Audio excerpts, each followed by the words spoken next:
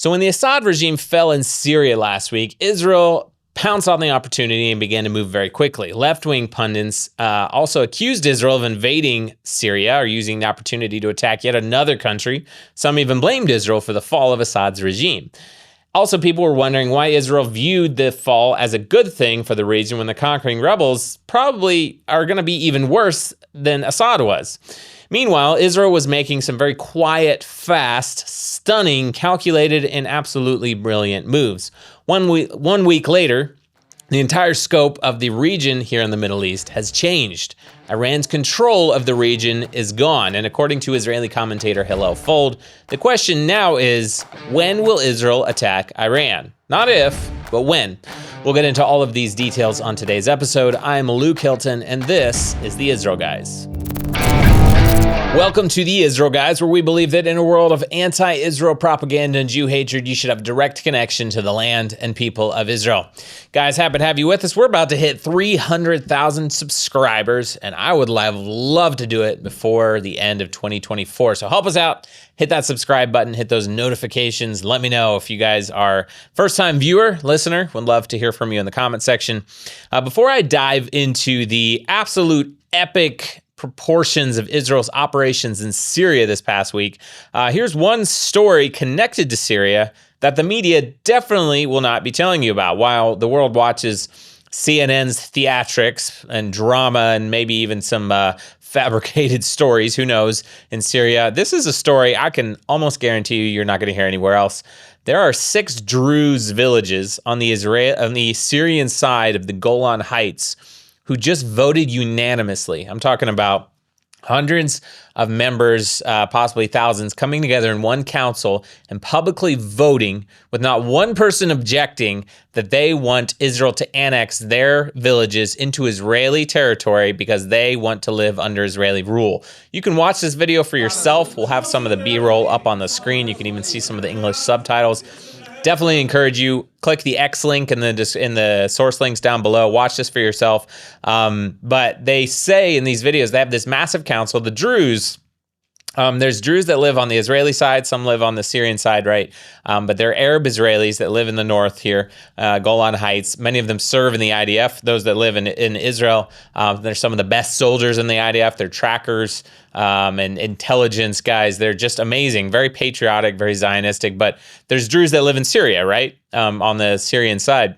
You would think they would rather live in Syria, right? But no, they said no. They were terrified of living under Assad. They're even more terrified of living under ISIS and these rebels, terrified for their women and their children and their families. They want to live under Israeli rule. Classic example of Israeli apartheid, right?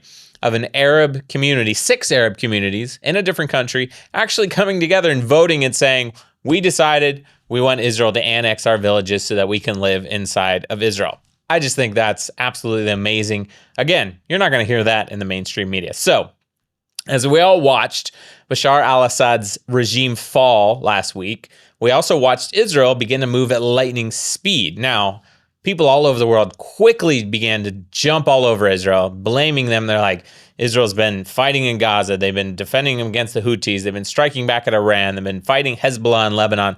Why is Israel pouncing on Syria, right? When this fall of Assad's regime theoretically didn't have anything to do with Israel, right? Except that they're a bordering country and they're an enemy nation of Israel. Historically, they've been enemies of Israel. Many just began slamming Israel for operating in Syria immediately. Some blamed Israel, some blamed America for the downfall, saying it was all orchestrated by Israel, and some by people saying even by America. And other people, including myself, just wondered, like, what is Israel doing in Syria? Why are they doing it? And what's the point of their operations there, right? And also, we just didn't have a clear picture of what their operations were.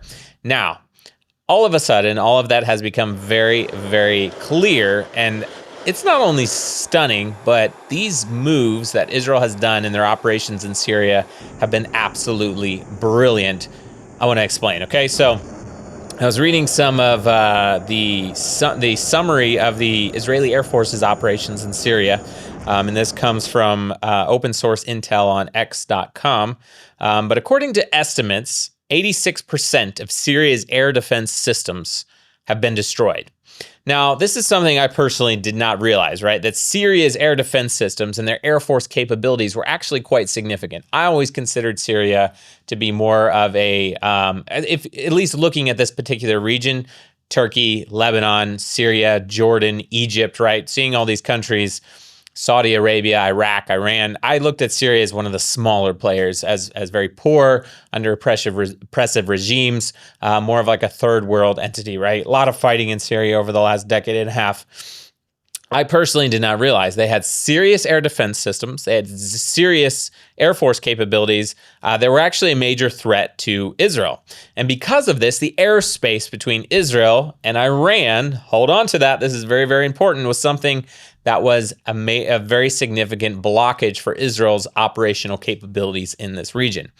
Now, continuing on with the IAF reports of their operations, this marks a significant shift because Syria was once a major threat to the Israeli Air Force, and including their airplanes, and also their anti-aircraft missile systems. Now they pose far less of an aerial threat, making Syrian airspace considerably safer and more accessible for flights.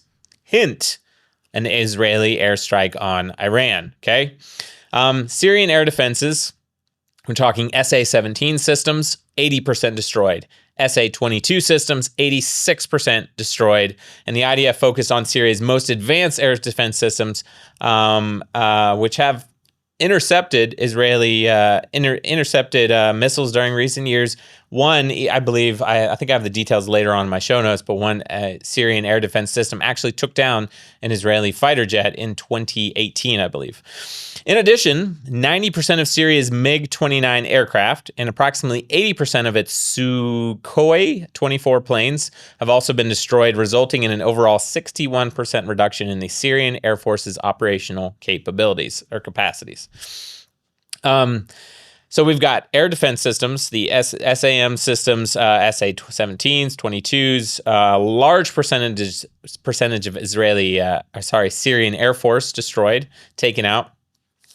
In addition, Assad's missile and firepower systems also severely hampered. Some systems, the reports are varied, but some missile systems reported to have suffered an 80 to 90% destruction, while others were only 20 to 30% affected. IDF assesses that advanced weapons, missiles, and other military capabilities may now fall into the hands of rebel factions. Obviously, now that was Israel's goal. In the transition phase of the rebels taking over Syria, the fall of Assad's regime, Israel sweeps in and takes out as many weapon systems as Syria as possible, so that when these rebels take over, some who think could be worse than Assad's regime, Israel has much less. They're much less of a threat to Israel and the rest of the region, by the way. IDF assesses that advanced weapons, missiles, and other military capabilities may now fall into the hands of rebel factions, now severely hampered, some of which Israel may not even be aware of yet. IAF conducted approximately 500 strikes during the operations, employing 1,800 munitions. Amazingly, I'm sure the full story will be forthcoming in the weeks to come, in months and years, but it seems like this operation was planned at the very last minute, quickly put together, and approved at a very late stage. And Israel may have even moved munitions, Air Force capabilities, things from other fronts, because Israel has been dealing with a lot. I don't know if you guys know this, in the last 14 months, dealing with absolutely incredible fronts in Yemen, Iran, Gaza, Hamas, Hezbollah, Judea and Samaria, Jordan, just goes on and on. So for them to quickly pivot, move their military up towards Syria and just sweep in and take out all of these defense systems, missile, firepower, Air Force, airplanes, just absolutely amazing. In case you didn't know, the Israel Guys represents exponentially more than just 16 million views in 2024 alone, by the way, 300,000 subscribers and 5 videos that we put out every single week, all of which cut through the fog of fake news and propaganda to get the truth and reality of what is happening in Israel out to the world. We're actually part of something much, much bigger. Our organization brings hundreds of volunteers to help dozens of farmers in Judea and Samaria each year plant, prune, harvest, and so much more, all with the mission of restoring and building Israel's biblical heartland.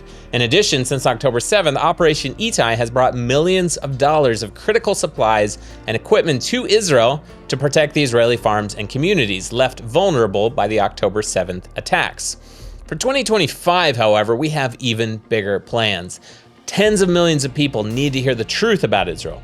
Tens of thousands of trees need to be planted. Hundreds of farmers here in Judea and Samaria need serving, and thousands of Christians need to come to Israel to experience the truth and reality of the restoration of God's kingdom here. To do this, however, we need your help. From now until December 31st, we're holding our annual fundraising campaign where, thanks to generous matching donors, every dollar you give will be doubled for twice the impact. We even have some exclusive gifts for you when you give. You can get our awesome custom-designed bundle of patches and our first-of-its-kind Route 60, the Biblical Highway Tumbler. Click the link below. You guys can join the team today. Join the fight for the restoration of God's kingdom back to Israel. Just click that link below. We only have until December 31st to reach our goal. Thank you guys so much for supporting our work. Israelis living close to IAF bases reported they had never heard or seen anything like this operation. The sheer volume of airplanes just taking off and returning. So it's just brilliant when you actually think about it, because you have one dictator, brutal, barbaric regime falling. Assad, some estimate that Assad was responsible for killing at least 300,000 civilians. I think altogether 500,000 people, 300,000 civilians, including using chemical weapons in the last decade and a half, taken over by a rebel faction fighting force. Kind of remains to be seen how brutal and barbaric they might be, but definitely has the capabilities to be, because their leader, a terrorist, has had a bounty on his head, I think by the United States, of like 10 million for a number of years now. He's such an awful terrorist leader. Probably going to be also barbaric and brutal. And so in the meantime, in that transitional phase, Israel swoops in a matter of hours and just decimates the Syrian capabilities as far as their air force and munitions and defense systems goes. So that's one thing, because now Israel has a lot less to contend with if this rebel faction becomes a significant threat to the Holy Land, right? Number two, now, if you look at this map, you can check out this map of the region. We'll put it up on the screen. We're looking at a fairly clear, not 100% clear, but a fairly clear route from Israel to Iran. What does that give Israel? The capability, much easier time of initiating a strike on Iran. So in one fell swoop, Israel completely crippled one of the major threats in the region, prohibiting these advanced weapons from falling into the hands of the rebels now. In one fell swoop, Israel opened a corridor for a direct strike on Iran, which can now be viewed as the head of the snake. You've got Israel decimating Iran's proxies. Iran can be considered as the terrorist threat in the Middle East, right? And even going so far as to threaten the United States. All their proxies, their tentacles, right? You have Hezbollah, Hamas, Judea and Samaria, Houthis in Yemen, and now Syria. Syria was like the last proxy that Israel has now decimated, and now they can actually turn their attention to what can be considered the head of the snake, which is the terrorist superpower of Iran. So they've completely changed the map, as you can definitely see here.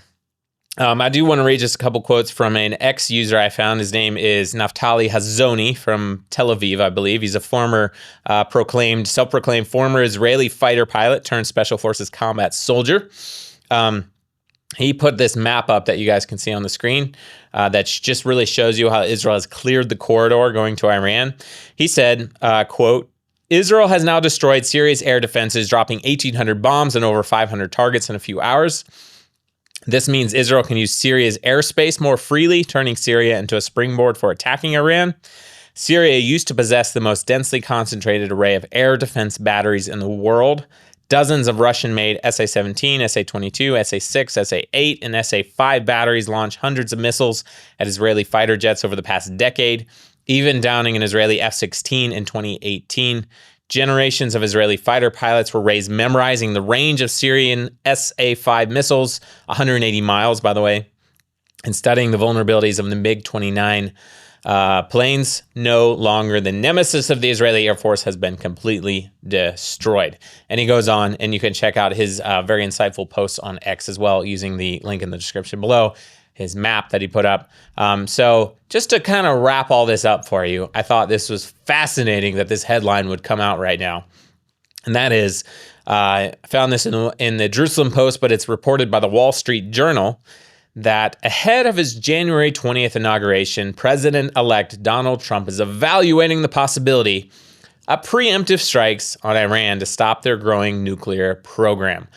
According to the Wall Street Journal, as reported in the Jerusalem Post, you can read that entire article. Links are in the description below. And part of the article talks about how Netanyahu seems to be warning Donald Trump that Iran could reach nuclear capability, full nuclear capability, during Trump's term in the White House. So it's just amazing to me that the world has pivoted so much, right? Instead of sending pallets of cash to Iran, Israel has now crippled Iran, and almost, let's say, decimated all of Iran's proxies.